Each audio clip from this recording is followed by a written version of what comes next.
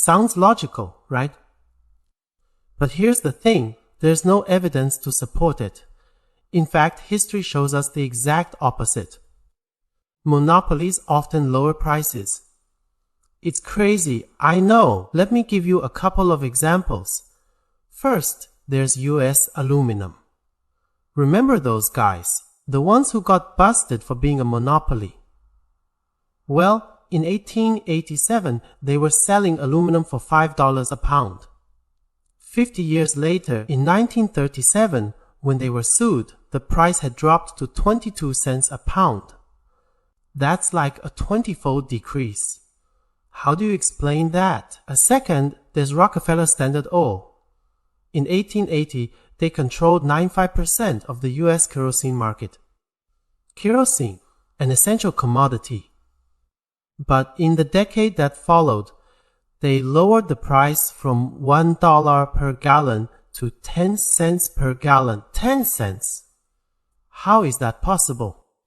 They had no competition, yet they kept lowering prices. Okay, enough with the ancient history. Let's talk about something more recent.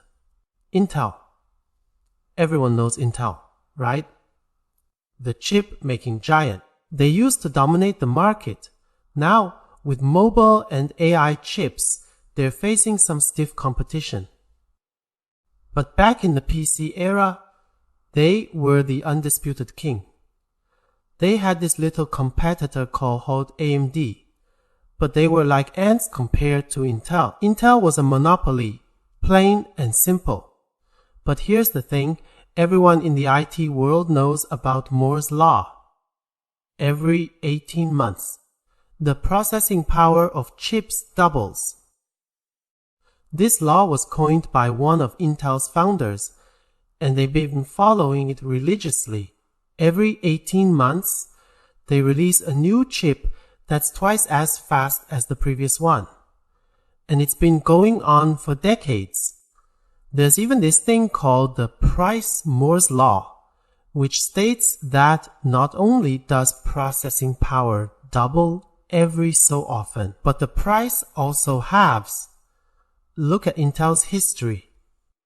They've been following this trend for years. Their monopoly status didn't stop them from innovating, from lowering prices, from bending over backwards to please consumers. So, how do you explain that? Did capitalists suddenly grow a conscience?